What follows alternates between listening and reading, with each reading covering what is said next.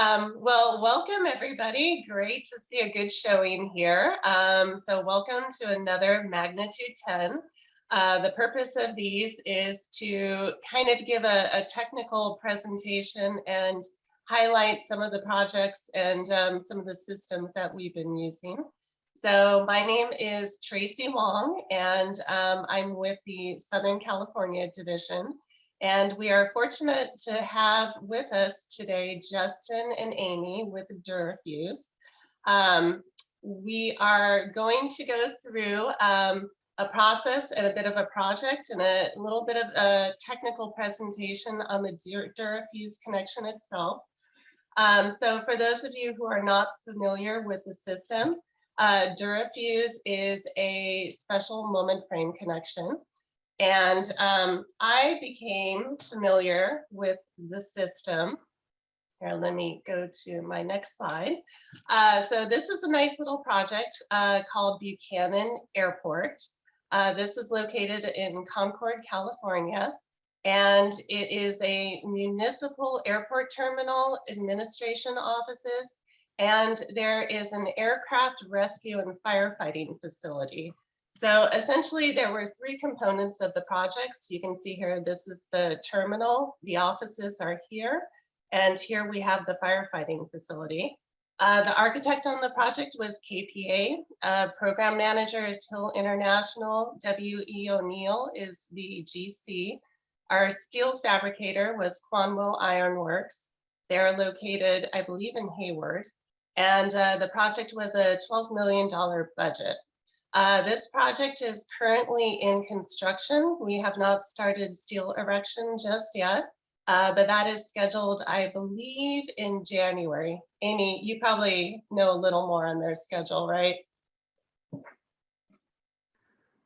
Tracy, I'm sorry, I actually don't. The communication we had with the fabricator was just, you know, to make sure they got their shop drawings, but we haven't heard anything from them since, but I'm happy to reach out and follow up on that. Okay, well, as far as you're concerned, you know, shops were approved and they are currently fabricating. Awesome. So the objective here, so you can see the fire station component. This is seismically separated from the rest of the terminal with a 4-inch seismic gap. And the objective here was that we had to use special moment frames at the front and rear because of the large openings. Seismic resiliency was a key factor that we wanted to incorporate into the design. Considering this is a municipal airport, it would be a lifeline to the community in the case of an emergency. So we are at risk category 4 with an importance factor of 1.5. Seismic design category D, and then we were very limited by drift. This was a little bit of a challenge just because of the height that we had. You can see we have a sloped roof and it starts out here at 22 feet and I believe it slopes up to about 28 feet. And we did have some budget constraints. So the amount of steel, the entire project was steel framed. We had special moment frames for this particular building in the east-west direction. In the north-south direction, we had core brace BRBS, and the rest of the terminal also used core brace BRBS. So one of the key components, why did we choose Durafuse? Resiliency was key. The fuse plates prevent any beam damage. So any sort of yielding does occur in the yield plate. That was very important. Economy also, Durafuse eliminates the prescriptive lateral bracing requirements. It also eliminates continuity and doubler plates, field welding, and something that's very helpful for us project engineers, the technical support was hands down exceptional. So in this case, what we did in design was we modeled the building in RAM. There is a Durafuse option to model the actual connection, and then we would share our model with Amy or one of their key members, and then they would help optimize the design. So you can see here, this is one of the elevations that we had. And with the Durafuse system, we had beam brace points. We had 6. If we were to go with just your RBS connection, we would have 20. So you can see that there was a big savings there. This is something that Durafuse shared with us. This project was a little unique because of the height, so we didn't see a lot of savings in steel weight, but there still was some, which was significant. So you can see here with a Durafuse moment frame weight, we're at 19.2 tons. If we were to go with a typical RBS moment frame, we'd be at 25.5. So the savings here were very helpful. And with that, I am going to hand it over to Justin to tell us more about Durafuse and the connection itself.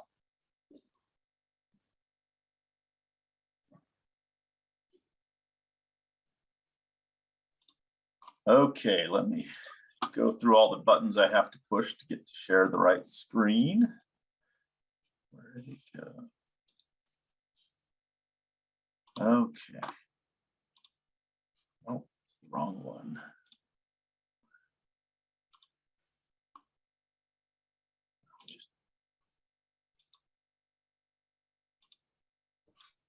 All right, I'm having challenges this morning. I apologize. Let me see what's going on here. There we go. Can everyone see the right screen now? Yes. Okay. I believe so. It should be the presentation with the big beam column test. So I'm going to assume we're in the right direction. I'd like to thank everyone for coming out today.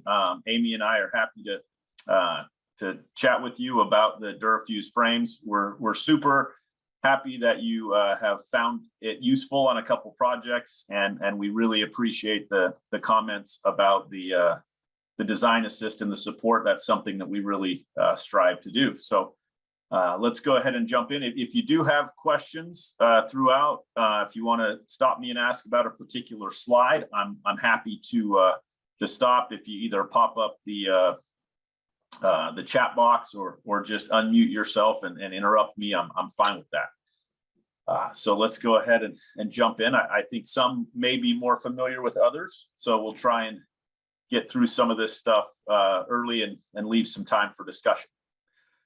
So the things I want to talk about a little bit today, Tracy has really made my job pretty easy already. She's highlighted a lot of the important things about the value, but the concept I think is very innovative, and I want to talk a little bit about that. And then in the end, we'll talk a little bit about the application. You've kind of seen the end result of the Buchanan project, and if you have a project upcoming, we want to make that as easy to at least look at the option as possible. Okay, so as most of us are probably aware, when we design our special moment frames using a typical connection, you got an RBS here, pretty heavy sections with the W40 beam and a 36 column. We're expecting that yielding or inelastic response to occur near the column in a specified region with the RBS, and we're trying to protect, or sorry, near the column in the beam, and we're trying to protect the column, although we can allow inelastic response at the base of the columns depending upon the whether you have a fixed or a pin condition, obviously. But what we get in the end from all of these different systems is some form of damage that occurs in the beam.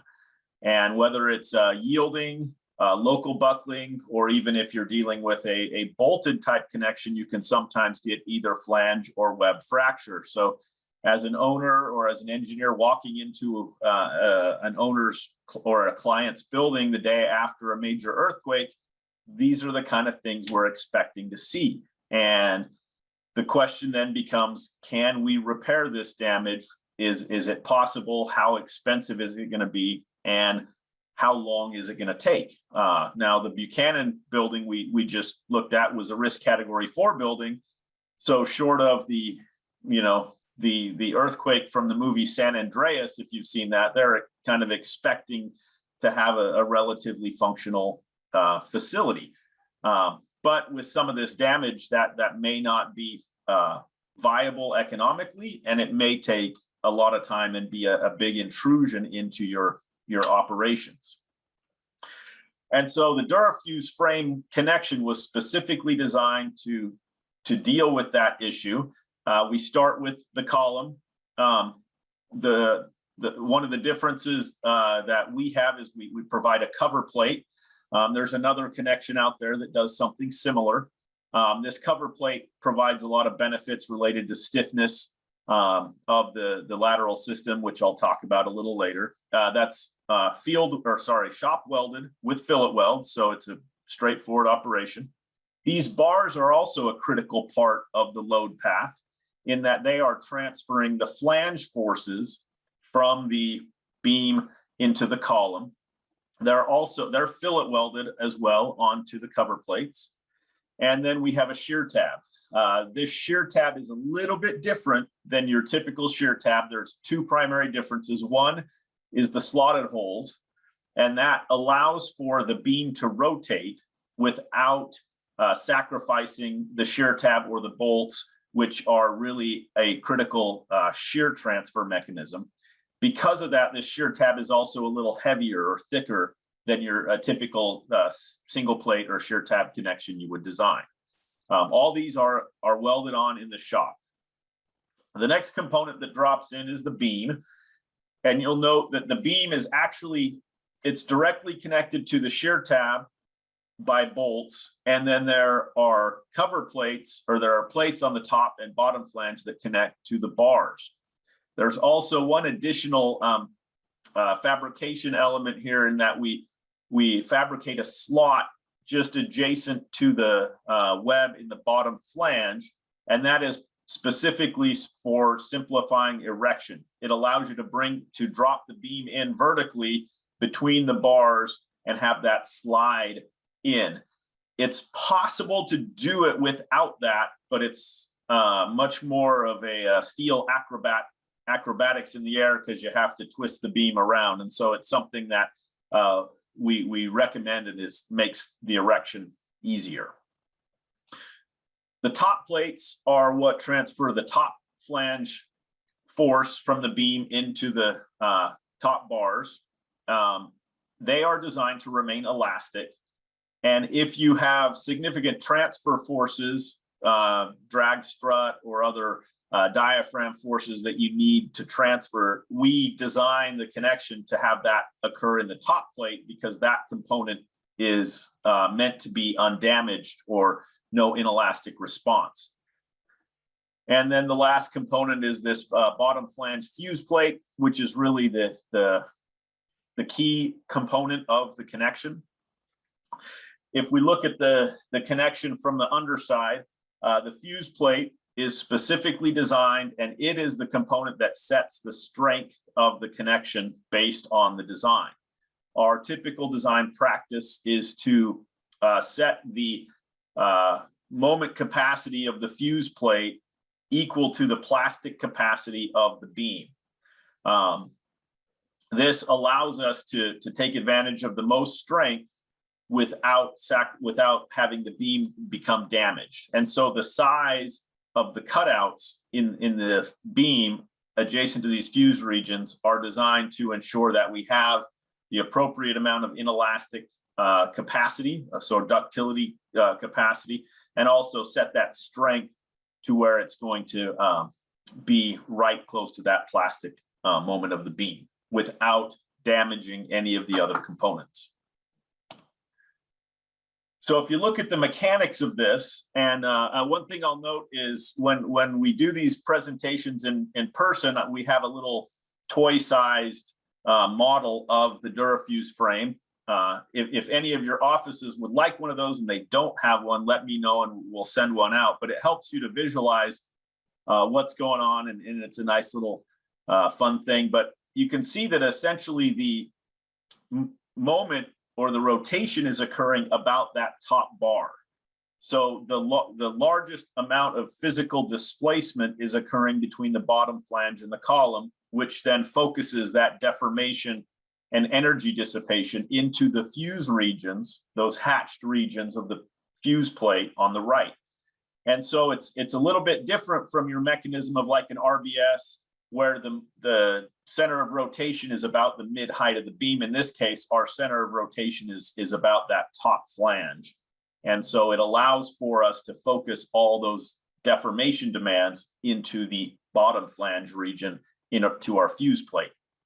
And that fuse plate is strategically positioned so that it is the easiest to replace. There's typically, well, you're going to have, in many structures, you'll have finishes that you might have to remove, some HVAC and mechanical, but you won't have to worry about digging through the concrete or the slab on the top, and you'll be able to directly access that, unbolt it, and bolt it in place for a new one. As with anything we do in special structural systems, whether it's steel or concrete, or I guess masonry doesn't really have special systems, we have qualification testing, right? We have to make sure that we are meeting that minimum standard to ensure life safety. And so we've done around 20 different connection tests in accordance with the AISC standards. And you can see that the typical setup for this, ours have been done either at Brigham Young University or at University of California, San Diego. And we do the typical T-tests where you have a cantilever beam with a column that's pinned at the two sides. And we go through the process to ensure that we meet not only the AISC protocols, but for OshPod, it's similar, but it's a slightly different protocol. We make sure all of our later tests met that as well, in ensuring that we have sufficient inelastic capacity without losing strength. This is just a list of where we are in our test program. At this point, we've completed all these tests. All the data has been reviewed by the connection pre-qualification review panel, and I'll talk a little bit more about that. So for AISC 35822, the connection pre-qualification standard, we are completely pre-qualified up to W36 columns and W40 beams with a maximum weight of about 309 pounds per foot. So we have pretty good sizes, and all of these have exceeded the required demand of 0.04 radians. Most of them got to up to 0.06 radians before failure occurred. Hey, Justin, just real quick on that. The max rotation did they pass? I'm trying to remember what is the OshPod requirement for like 0.4 radian past yield. Right. So the OshPod requirement is you have to achieve 0.03 radians of inelastic drift, which typically requires you get a little bit past 0.04 radians of total drift, because some of that's elastic within the beam and the column. And all of our tests met that requirement Cool. as well. Some of them had to be adjusted. The way we did the tests is typically we would have the same beam and column, and then we would run that through twice. The first time we would run it through up to the point where we met qualification. So which was either controlled by 0.04 total or 0.03 plastic. And then we would switch out the bottom plate and rerun the test until it got to failure, or until something else stopped. Usually it was instrumentation or test reactions, that frames or actuators that might be damaged, and they had to stop the test. So all of the tests met the qualification criteria for AISC. I think there are a few that might not have fully met it for the OshPod, but all of the later ones did. And so I'd have to verify which ones might not have done the OshPod, but we were targeting that as well to make sure we met their criteria. So, yeah. All right, thank you. Did that answer the question? Yep. Okay, perfect. Thank you. All right, so this is, we've got a number of videos of our tests. This is the one that I like to show. This is, you can see this is one of the tests at UCSD. It's a box column. It's a 24 by 17 box. And I believe it's a 36-inch heavy beam. This was one that we did that doesn't really fall under the qualification criteria. But what we did in this case, we wanted to look at what happened to a connection that was run through multiple earthquakes. So we did a nonlinear dynamic analysis of 3 different earthquakes, Northridge, Kobe, and Loma Prieta. And we looked at an external beam column joint in that analysis and took the deformation demands or the rotation demands that occurred on that joint from each of those 3 earthquakes and ran them in succession.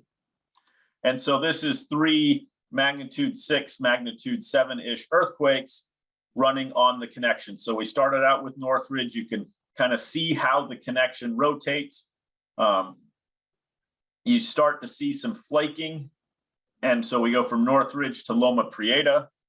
You can see there's really 2 mechanisms that happen. You've got the inelastic deformation of the fuse plate, and then you have bolt slip. And then in the end, you can, it's hard to see from this angle, but if you look carefully, you can see that in between, in this area here, you can see where the whitewash has flaked off the fuse plate. And so this connection went through all 3 of those events, and then they were able to unbolt it and replace the fuse plate and go on to the next test. And in all the different tests that we ran, short of the ones where we actually failed the fuse plate, the damage was minimal to none on everything else. The only thing that sometimes happens is you can see there's a little bit of a gap here. You guys can see my pointer. Okay, there's a little bit of a gap here and sometimes up here where these bars end up getting a little bit bent. But in all cases, when we were able to bolt this flange plate back up, it was able to, just with the impact wrench to tighten the bolts, we were able to straighten everything out and make it fit. And so from the repairability that we've been able to assess in the tests, even with significant residual deformations, the repair of the connection has been relatively easy and straightforward. This shows what our typical hysteretic behavior looks like. This is an example where you can see that the fuse plate, we went up to 0.06 radians of drift. And then we had this fracture occur on one side of the fuse plate. We were able to cycle it through another round up to around 0.8. You can see this is where we really lost some strength because only one side of the fuse plate fractured. But because of the fact that they were concerned about damage to the actuator and instrumentation, we weren't able to run it until the second plate fractured. Without a slab in place, the torsion that occurs due to the one-sided connection was causing some things they were a little worried about. But we were well beyond the requirement qualification. And one thing that you'll note here is, as with most typical moment connections, they reach a maximum strength somewhere around 0.03 or 0.02 to 0.03 radians. And then they start to lose strength and maintain that 80% of the requirement out to 0.04 or beyond. In this case, we never really have a negative post-yield behavior until you get past 0.06 radians and you've damaged, which is a pretty significant amount of drift. Just to kind of highlight this a little bit on a side-by-side comparison, on the left, you have the Durafuse connection, and we're showing those blue dotted lines are meant to show the same points on the 2 graphs because they don't have quite the same precise scale. But you'll note for the RBS connection, somewhere there around point A, you're getting close to your maximum strength. By point B, you're down in your strength, still above the qualification requirements. But for the Durafuse connection, it's a positive post-yield slope after. And one thing we're working on right now related to that, and Amy's been heavily involved in this, is we're doing some nonlinear response history analysis. And Amy really likes OpenSees, just so you guys know. Very user-friendly program. But we've shown preliminarily that the benefit of this post-yield behavior is a reduction in residual drifts compared to these typical connections. It's something we're working on and should have more information in the next few months, but definitely a nice additional benefit. This just shows a picture of comparison of two side-by-side tests that are at the same drift level. You can kind of see on the Durafuse frame, the bending that's occurring, everything's centering up here at the top flange. Your drift or your deformation is occurring down here at the bottom flange, and you've got a beam and column. The whitewash is still all in place. There's no damage there to the beam or column. Whereas for the other connection, you can see you have a pretty significant amount of damage to that beam, and the repair would be a much more significant and invasive process. One question we do get quite regularly is, is this a fully restrained connection? And we looked into this with all of our tests because we aren't directly connecting the beam to the column as you would for like an RBS connection, the connection through the top plates and the bars. So we backed out the moment rotation of the connection directly from some of our qualification tests. We've done it for all of them. This is just a sampling. The minimum qualification, even though the figure shows 20 EI over L, the standard is 18 EI over L is the minimum stiffness of the connection to be considered a fully restrained connection. And you'll note here that we're at least 2 to 3 times above that for all of the testing that we've done, demonstrating that we have a fully restrained condition, and modeling it as such is appropriate. As far as qualification, this is the first presentation I get to make 2 weeks ago, the week before Thanksgiving. We were in the last meeting for the 35822 standard, and our chapter 15 went through all of the edits, and everything was unanimously approved. It should be out on the streets in mid to late 2002, but it'll take a few years to be adopted by whatever version of IBC adopts ASCE 7, all those things. But we are currently qualified through an IAPMO report up, and this kind of gives you the sizes. And if you look at our technical bulletin number 2, which is freely available online, it's essentially the same version that's in the 358 document. So you can download and look at it, or if you send us an email, we'll send it to you as well. But the only thing we haven't fully completed yet is the DSA and OSHPOD review. They basically told us, once you get into 358, come back and talk to us, and then we'll do our review. If you do it before that's done, we're probably going to need to do it both times. So we'll be reaching out to them early next year to start that official process. Number of different configurations. In this case, the Buchanan project used the DF360, which is kind of can be used in one direction at a time. It's the most kind of commonly used one. We are qualified through the IAPMO evaluation report and AISC 35822 for bidirectional, either with a cruciform built up or a HSS or a built up box for biaxial testing. We also have opportunity. We are, for those who may not be aware, we are a sister company to Corebrace. Their offices are right next door to us. And so we work with them very well and have relied on their advice for bringing new and highly ductile systems into regular practice. But one of the systems that we look at is what we call our Duracore. And it's basically a dual system that combines the benefits of the moment frame and the buckling restrained brace frame.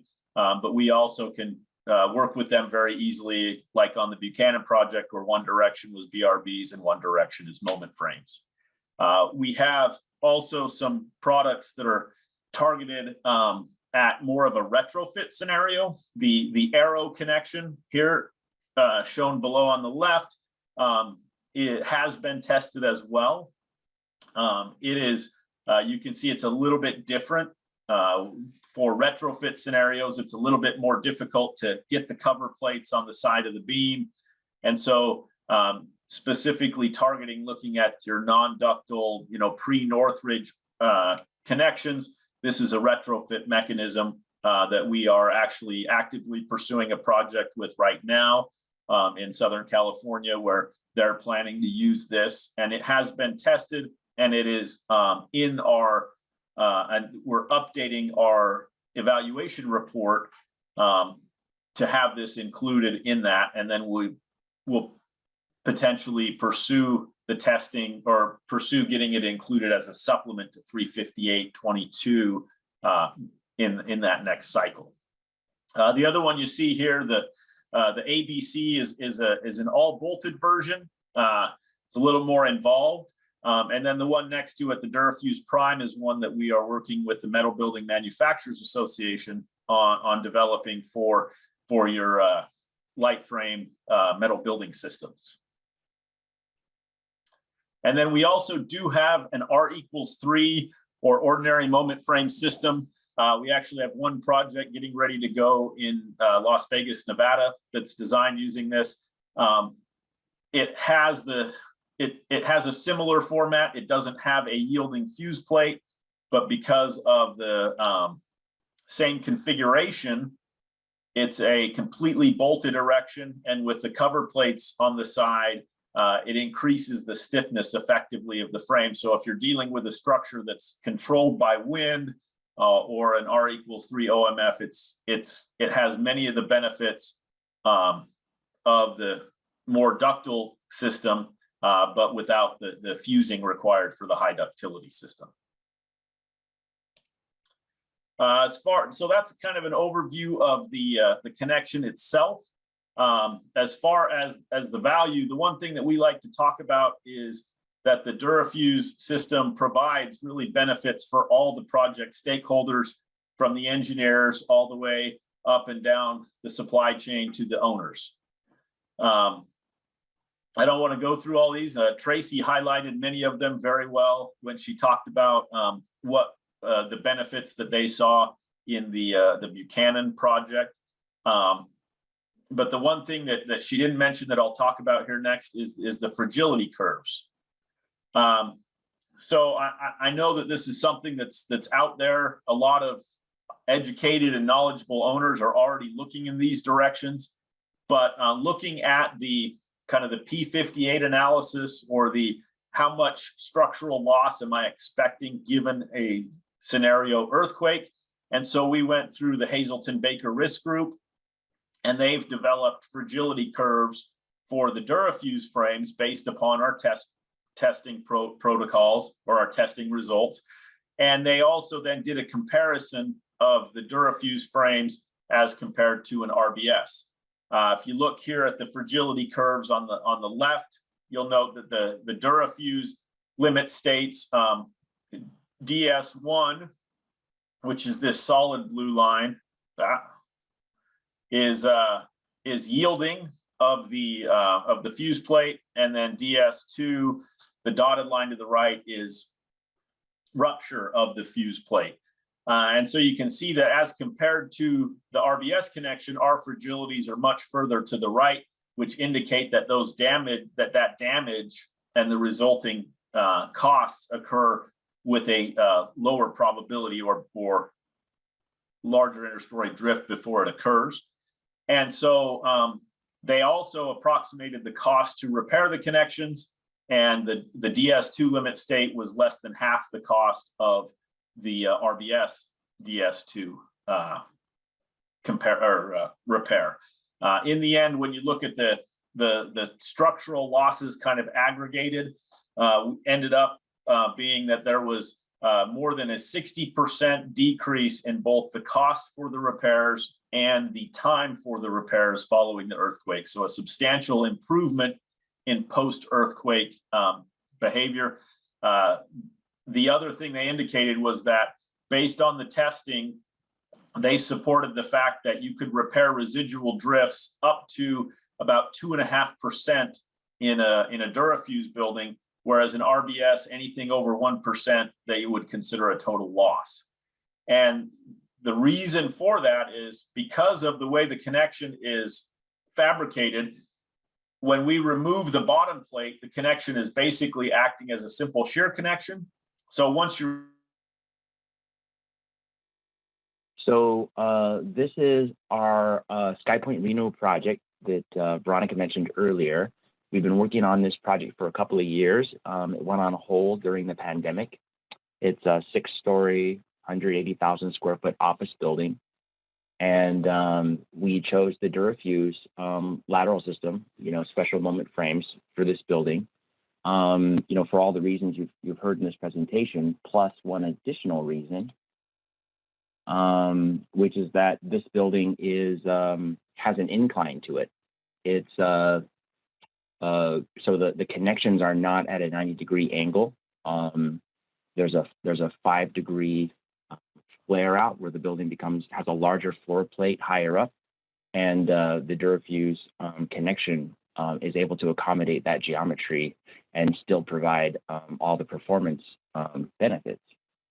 And so here you can kind of see the special details we developed, with Amy's help and their team to be able to accommodate connections that aren't perfectly normal to one another. So I just wanted to share that with everyone. And by the way, this project just restarted, so we're back into CDs, and we'll be submitting for permit in about a month. So Phil, what do you need from us? Oh, we'll need a new drawing package, because I think the stamps probably expired from the 2019 submittal. But okay. But yeah, so we'll no changes. There's no change. Basically, it's the same building. There's a lot of changes to the site, but the building itself is more or less the same. Yep. So we're real excited. Awesome. Hey, Phil, I don't recall you mentioning this just now. I thought there was a substantial cost savings in switching to the Durafuse, and that's why the owner was so excited about it, other than just faster erection. Do you happen to remember that difference in tonnage? I don't recall. Oh, yes, and that is one of the benefits of the system. Let me see. I want to say it was like 13, 14%. It was something very significant the owner latched onto as, a tremendous. Yeah, well, basically we were able to drop the sizes of the beams and columns significantly, compared to a traditional special moment frame with RBS sections. I'll throw the question out there if anybody knows while we're waiting for Justin. When does a project become too small to consider this system?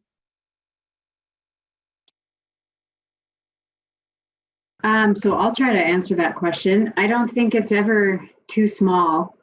We can accommodate pretty small member sizes, and Buchanan actually was quite a pretty small building, but we were still able to provide a lot of savings. So I don't think, as long as it's a moment frame and high seismic, Durafuse can always provide savings. Even in low seismic in the R=3 space, we can provide a really good design. So I'd say there's no minimum square footage. Excellent. Okay. We've got a small project we may get a hold of you about that is proving challenging for its beam depth. So Is it a pretty shallow beam depth limitation? no, it isn't that as much as we're getting ridiculous sizes. Okay. And it might just be based on gravity, but we need to figure out a way to slim this guy up. It's a warehouse that is like a mechanic shop, and he wants a 17,500 square foot mezzanine put in. And he wants it good for 250 pounds per square foot live load, which is kind of challenging. Yeah. Yeah, and he doesn't want to force the columns underneath and no brace frames. So, you know, how do we do this Gotcha. and keep the footing sizes down? Because we have to, you know, integrate with the existing footings in the building as well. Totally. So it just kind of sparked. I was like, oh, why are we forgetting about this? Or have we looked at this? So We'd be happy to take a look at it. Is it better to reach out to you, Amy, if we have a project that we're looking at? So I'm happy to take field any questions. You can also reach out to Justin, and he would distribute the project to whoever's available. But I'm happy to take it as well. How's your turnaround time right now? Oh, great. We usually tell people within 1 to 2 weeks that we can get it to them. But of course, if you need it very quick, we do our best to get it back as fast as you need. Okay. That's great news. All right.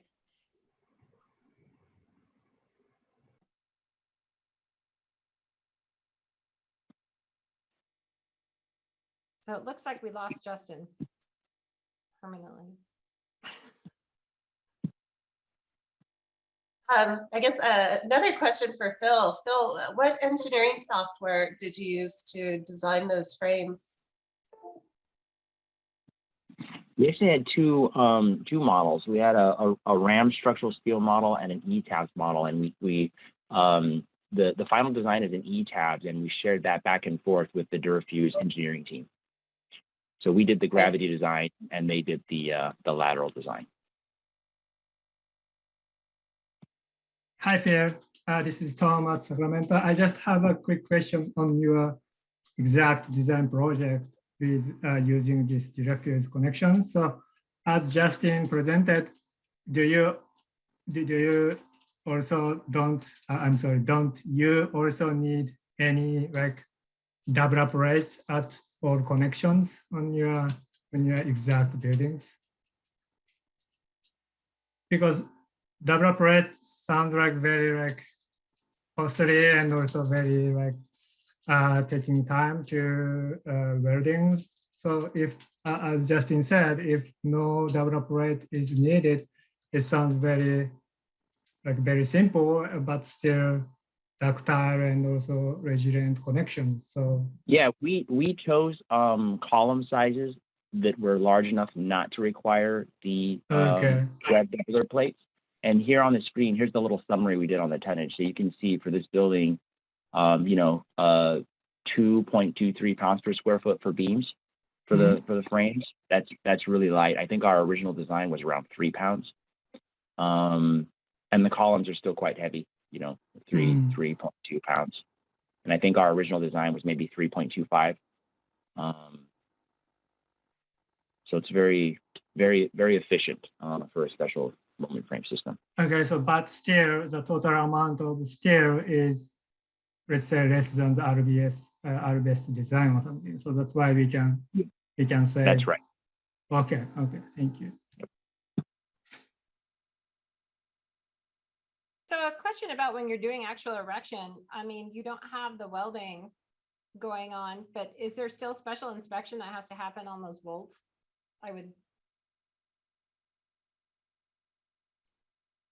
So I think the only special inspection that would need to happen is to make sure that they're the right steel grade. And we check that in the shop drawings to make sure that that's what's specified. But yeah, in the field, they'd need to make sure that that's the case, I guess. But yeah, it's really nice because you don't have to inspect the welds out there. There aren't any field welds. So that's a tremendous cost savings if you have a large project like that 6-story Sky Point building. Yeah, absolutely. Now, I somehow made it back. Thank you for my computer froze so much the Control-Alt-Delete wouldn't work, so I had to do a call the helpline. But the one other thing you do have to inspect is to make sure the bolts are all fully pre-tensioned. And depending on whether you use the squirters or the twist-offs or turn of the nut, then you would have to do that. But you don't have to drag the ultrasonic machine up there or anything along those lines. So that's, I mean, quite honestly, to an owner, I think that's huge because they're looking at, oh, we're moving quickly. We're not paying for that inspector to watch over the shoulder. We're not paying for that testing. That's a huge benefit that as engineers, we don't always care about so much, but as the owner for costs, that's huge. mm-hmm. Yep. Yeah, a lot of people have commented on both not having to have a welder on site, which is an expense, and the time for it. So.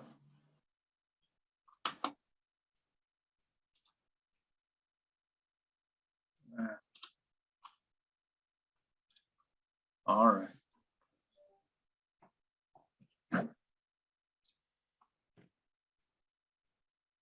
So Justin, they did a quick overview of SkyPoint, and Okay. Yeah, that we just need to resubmit drawings. They're ready to roll with that one. So they've already talked about that.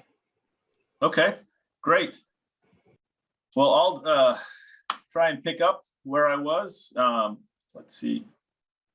I'm not sure when I I froze, so I think it was on the fragility curves, right in the middle of that. okay. Okay. Again, I apologize for the technical difficulties. So just kind of to summarize where we were, in the end, the repairs are estimated individually to be significantly cheaper for an RBS as compared to a Durafuse. And when they aggregated that into the complete probabilistic study that Hazelton Baker did, their determination was that it was greater than 60% reduction in both time to repair and cost to repair for a Durafuse system as it compares to an RBS. So when you're looking at an owner who's worried about how long it's going to take to get back into the building, the damage and the time are significantly less. And we can provide that report to anyone who would be interested in reading it to kind of justify that.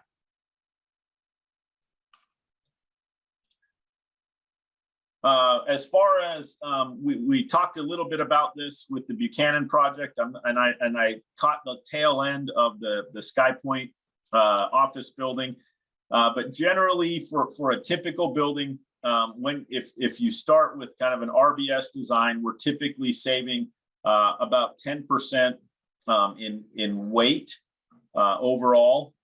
We also are often saving fabrication costs. And then the other benefit of the way our system is put together is that we're able to optimize our designs using some software that Amy and Paul Richards wrote to really find the best balance of frame weight distribution, beam sizes, column sizes to really make it most efficient. Some of the things that really make it possible to do that are because we are eliminating yielding in the beam. We have no clear span to depth requirements. So there's a lot of several of the pre-qualified frames have different versions of their span to depth requirement. We don't have anything. So we are able to use depths that may not be allowed in other frames, so we can be more efficient rather than having to go to, in this case, a 24 by 229 for a beam because of a shorter span. We could use a 27 that would not be allowed. That helps us to utilize more sections. Because our beams aren't yielding, we don't have to meet the seismic compactness requirements. We only have to meet the compactness requirements in the 360 standard, the standard specification, which allows us to use a wider selection of beam sizes. So we don't have to jump over a size when we're going up the list of sizes because it doesn't meet seismic compactness requirements. So we're able to have more refinement in the selection of our beam sizes. One of the things that really helps us is because of where we place our critical section. With the Durafuse frame, it varies a little bit, but it's typically just outside the face of the column, not far from the shear tab. And so what that means is the column that, or the moment that we use to determine strong column, weak beam requirements is a smaller percentage, or is not as much over the moment of the beam. So if you have an RBS, or in this case, a bolted flange plate where you're pushed away from the column, that shear amplifying moment is a much larger percentage because we have a much shorter distance over which we have to amplify that moment. We can also deal with beams that are wider than the columns if that becomes necessary. We can easily do something like this where we're 10 inches and the column is 9 inches. If it gets too big, it might become a problem, but we haven't seen many of those issues where it would be 2 or 3 inches wider than the column. One of the big benefits, and I think this was pointed out by Tracy, I don't know if Phil mentioned it in SkyPoint, but we don't have to provide the lateral bracing that's required in the seismic specification, the 0.095 RYE over RYFY. We only have to provide bracing to make sure the beam can meet the plastic moment capacity. And so that can eliminate a number of bottom flange kicker braces. It can eliminate the case where you need to more closely space your gravity beams, as shown here on the bottom left. Or if you want to use full depth filler beams to provide that bracing as opposed to kickers, we eliminate a lot of those bracing. And so we save a lot of quantity of those braces, which doesn't always translate to a lot of steel weight, but on the erection and fabrication side, it translates to a lot of cost savings. As far as our modeling, one of the things that we have looked at here in the past year or so is we wanted to see how well our modeling guidelines that applied to RAM and ETABS and other programs matched with a more rigorous finite element analysis. And so we did this by building solid finite element models in ANSYS. These kind of beam column, the cruciform shapes you see here. So taking a segment out of a building and assuming it's pinned at the center line or at the midspan and the mid height. And we ran the analysis.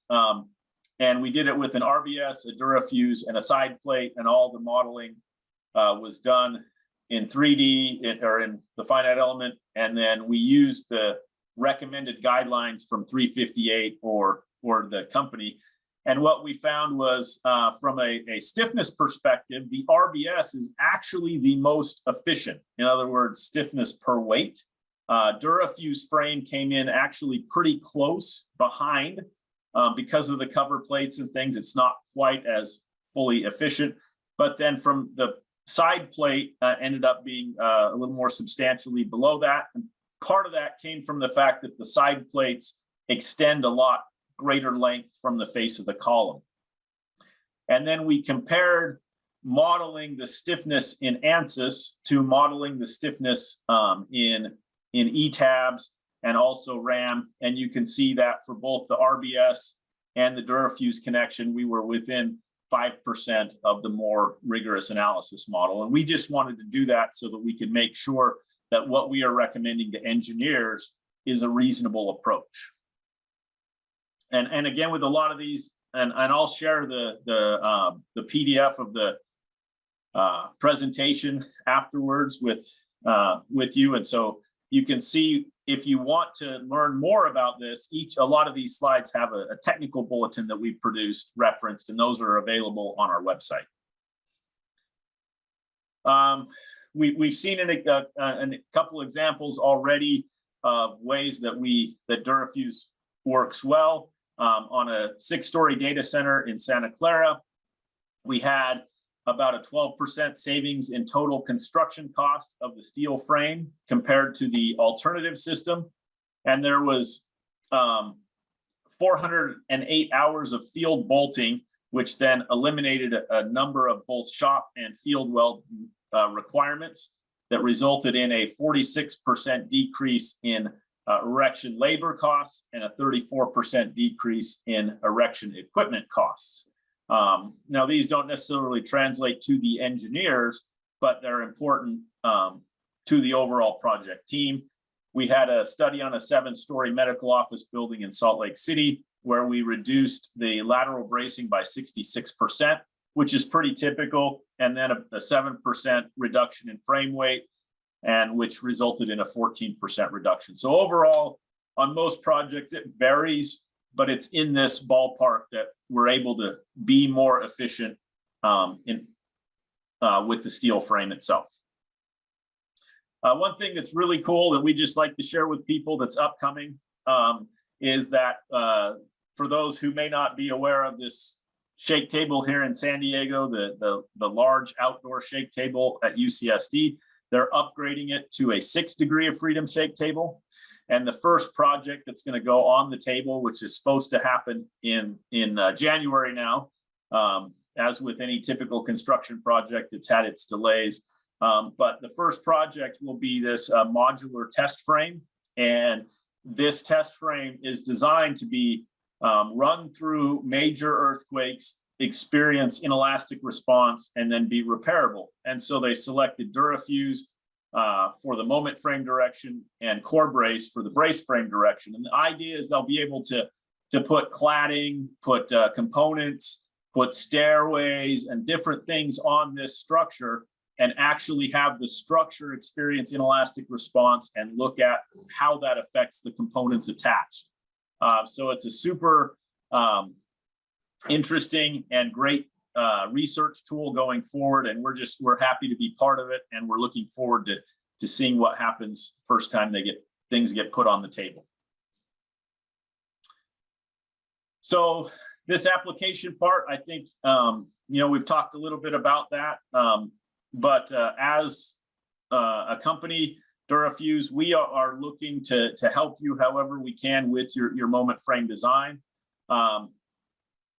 If you have a project that you're looking at, it's moment frame, we will basically act as in a design assist role, help provide sizing of the beams and columns as well as the connections. We then will provide the preliminary detail sheet similar to what you saw from the SkyPoint project, and help iterate back and forth on design, or if something comes back and says, oh wait, we need this, we will do all that without any cost. And then if Durafuse is used finally on the project, then the fabricator would pay a license fee.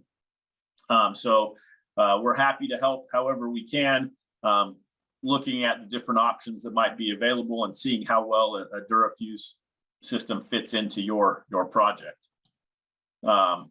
We're integrated with most of the major computational resources. RAM has some automated features, ETABS and SAP and RISA. We have some guidance on how you can model the connections in those. And then we are also included in Tekla, SDS2, and Revit for your detailing and clash detection models. And that's all I have for today. I'm happy to answer any questions. Amy and I can hang on and answer questions if you have them. But we really appreciate the opportunity to be here and present today, and also appreciate that you've selected Durafuse for several projects, and hope that we'll be on some future ones when the opportunity arises.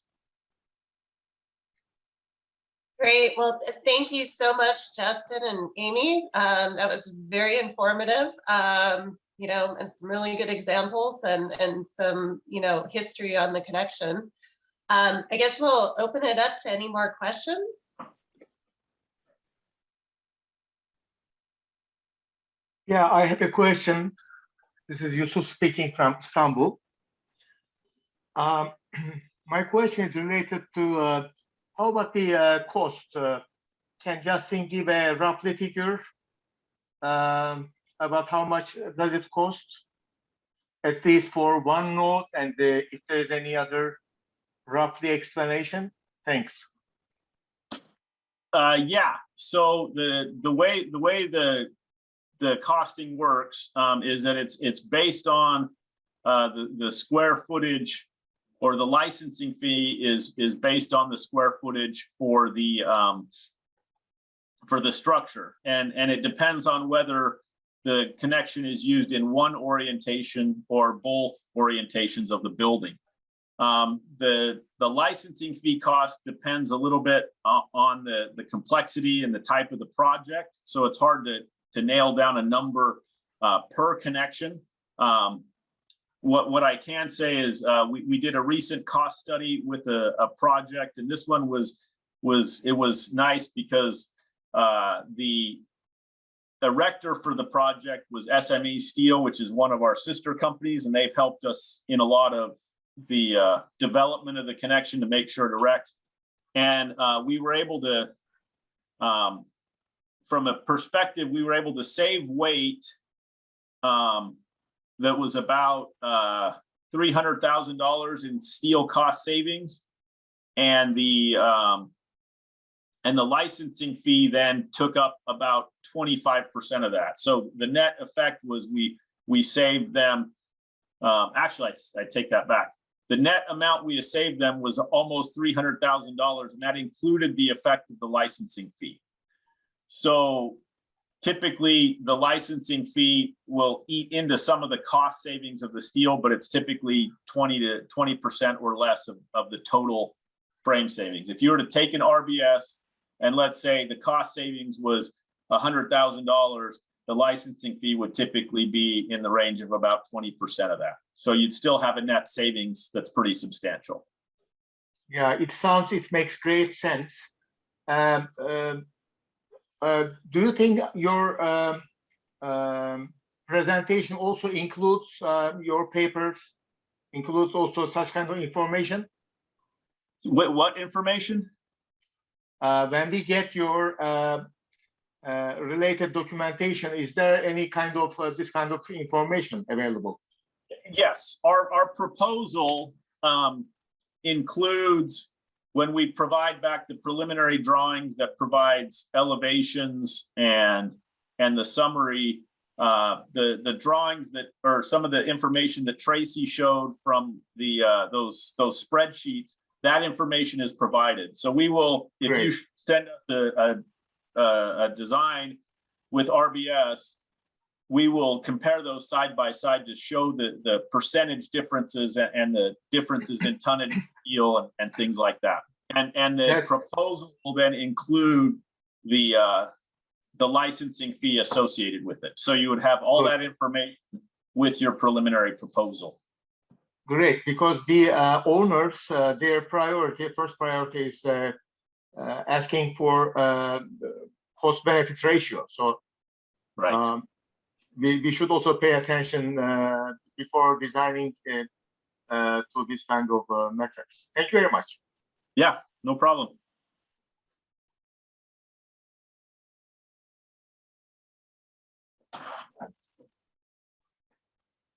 Yeah, and just for illustrative purposes, I can share what you guys provided us on Buchanan really quick. Can you see my screen? Yes, okay, great. Okay, great. Yeah, so you guys put together a really nice presentation here on the design requirements and some of the benefits of using the system. So this was really easy to share with the architect and the owner. And I would just add there, Tracy, so at the beginning, it does say, please contact us for the license fee. I think when we sent this was very preliminary. And so we weren't sure like which direction we were going exactly yet or something. There was a reason why we didn't provide it, but when we gave you the 3-bay option, technical proposal that did include the license fee. And then we had a couple details explaining why it was what it was. For example, in this building, moment frames were just in one direction. And so we said something like, it's based on this square footage and because we have moment frames in just one direction. So we try to give you a little bit of information of how we came to the price and why it is what it is. But yeah, this is very, very commonly what we provide to you guys. So.